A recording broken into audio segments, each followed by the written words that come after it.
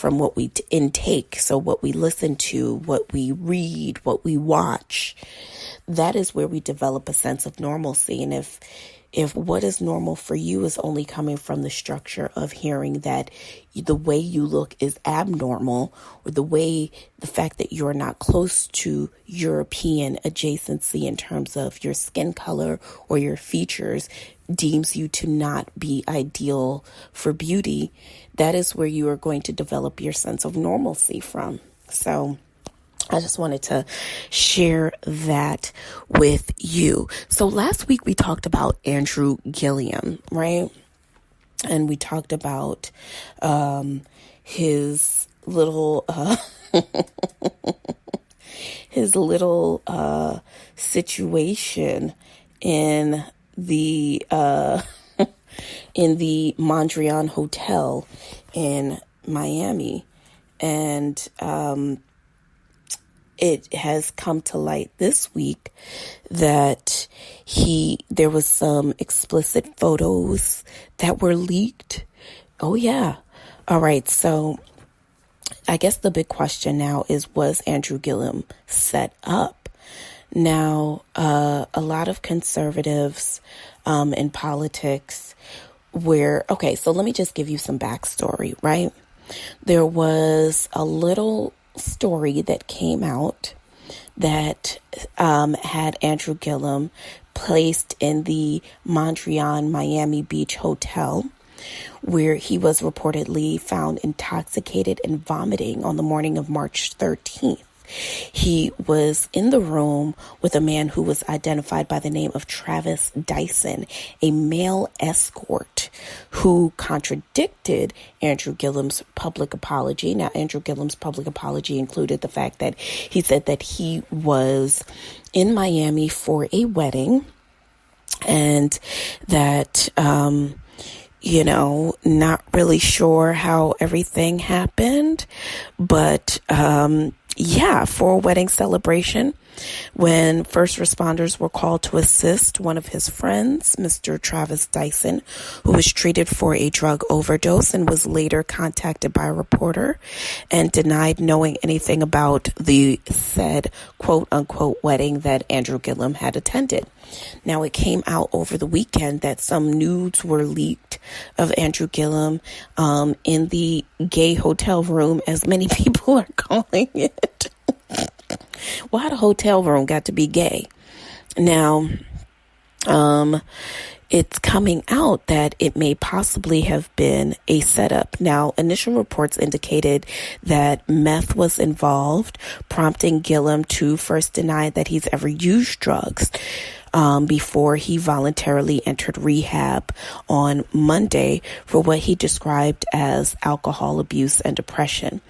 And then this was followed. Now, first of all, let's also backtrack. Now, Andrew Gillum was a governor candidate for Florida, and he was also mayor of Tallahassee, if I'm not mistaken. And at any rate, the admission was entirely out of character for the rising political star, who presented himself as the consummate family man and identified himself as father of three, husband to R. Jai, proud Floridian. Well, the publication of the explicit photos was met with glee by several prominent Republican activists, including Isaiah Washington, Candace Owens, that bitch, and James Woods, who once a promising acting career, has been replaced by constant pro-GOP social media trolling. Now, Washington, an unabashed supporter of Donald Trump's racist presidency, who was famously fired over homophobic comments, even went so far as to compare Andrew Gillum to a slave. This is what Washington said. This gives a whole new meaning to being asked out. Now, if you have not seen the salacious picture of Andrew Gillum, he is booty butt naked on the floor, lying in his own pool of vomit. It is jarring, to say the least. Now, I think it is, now the police are reporting that, that they did come there because of a possible drug overdose to Dyson. And there was also a third man, Aldo Mijas, who was inside the hotel room. Now, again, people are suspecting that, that this is a possible setup. Now, the setup couldn't come without a little bit of prodding and poking from, so to speak, from Andrew Gillum, who was previously reported to be on the short list of Democratic vice presidential running mates for the myriad of candidates who are running. He said that he will be stepping down from all public-facing roles for the foreseeable future. And even still, the fortunate truth for Gillum is that he works in a profession where worse deeds have been done, whether it is alleged or true. Let's take into account that he is not the first politician to be caught assed out, so to speak, and probably won't be the last.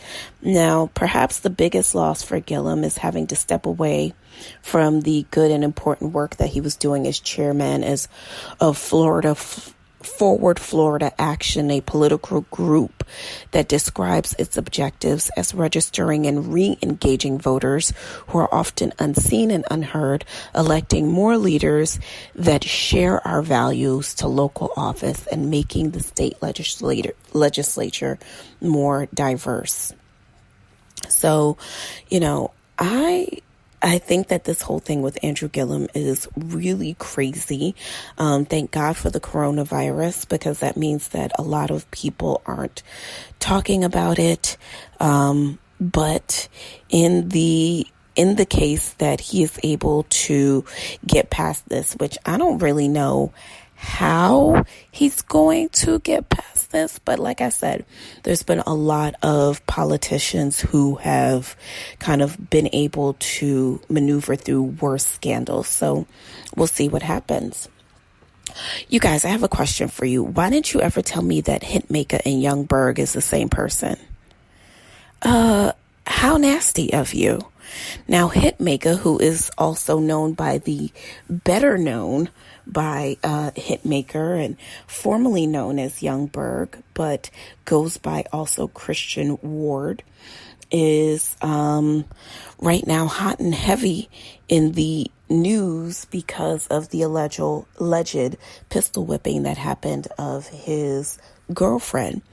Now, in a lengthy Instagram post, the former Love and Hip Hop Hollywood star, who is 34 years old, claims that the woman in question, Talia Tilley, was not his girlfriend, was staying at his house, and apparently set him up to be a victim of an attempted home invasion and robbery.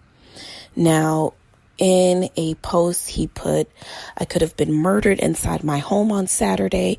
Now, this took place March 17th, so about a week ago. He said, and I quote, "I could have been murdered inside my home on Saturday, and I would like to take this time to thank my family and friends and colleagues who have all reached out to me regarding this matter, sending love and positive energy." The footage, which he did release but quickly took down, is very alarming to all my fellow people in the music industry and living in Los Angeles area. Please be safe and monitor who you allow in your home. He went on to say that I made a crucial mistake which could have cost my life. This woman was not my girlfriend. Talia Tilley is her name. And I won't dive further into this. But in the footage, you can see two masked men at the back of Hitmaka's house, passing a gun to each other and basically going to enact what would have been a home invasion. Now, this was all captured on his Youngberg's Ring home camera, outdoor home camera. And he went further to tell the story about how the young lady in question was trying to get him to go out to the hot tub and to get him to just at least get out to the backyard, which is where the two masked men entered to do the home invasion. Once his alarm sounded, the men did not initially leave, but they did later leave through the side of the home, realizing that his home alarm had then sounded.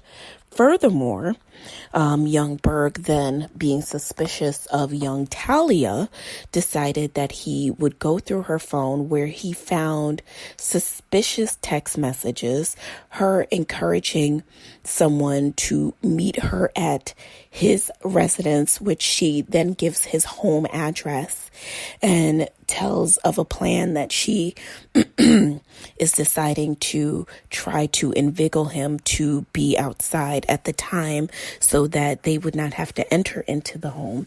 Now, this led to young Berg pistol whipping this young woman. She sustained 2 black eyes and several stitches. Now, this was first reported as a domestic abuse happening between young Berg and his alleged girlfriend, which we then found out from him it was not his girlfriend. While docs do not mention the pistol whipping, it confirms Mr. Ward did defend himself against this attack. As they were fighting, his home security system was triggered by 3 men attempting to break into his back door. After all the commotion, he discovered Tilly had been in contact with an unknown person and shared his address with a stranger. Before news of the invasion, Hitmaka was excited to share his new collaboration with Tamar Braxton, writing on Instagram that Friday the 13th, at Tamar got some of the best fans ever. They been in my DMs on socials going crazy on me. So here you guys go. New single March 20th. Now, Tamar did in fact release a new single over the weekend.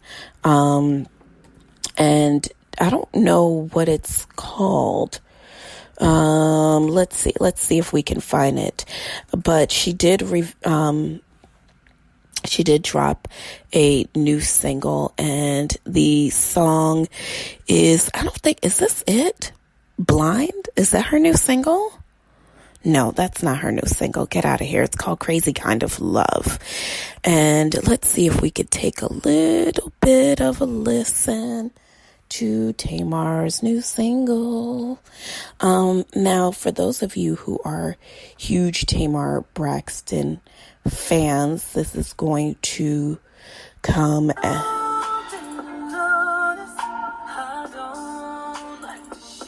all right, well, this is the new signal, and though I tried to resist. Oh my God, is she giving Whitney Houston vibes? Oh God. All right. Well, whatever. All right. So whether you're a fan or not, there's a new single. So many of you have been wondering, after Donald Glover released on his website, Donald Glover Presents, he did release his new album on Friday the 13th, but quickly took it down. And then that was later met by a countdown being posted on the website. Well, you will have to wait no longer. Donald Glover has since dropped his new music. 3/15/20 is the new album, and it is available on all streaming platforms. The new album boasts, I want to say, 12 tracks, right? The project is available in two forms: a continuous play form under Donald Glover Presents, that's the website, and then also a track-by-track version under Childish Gambino. The album is again called 31520. It contains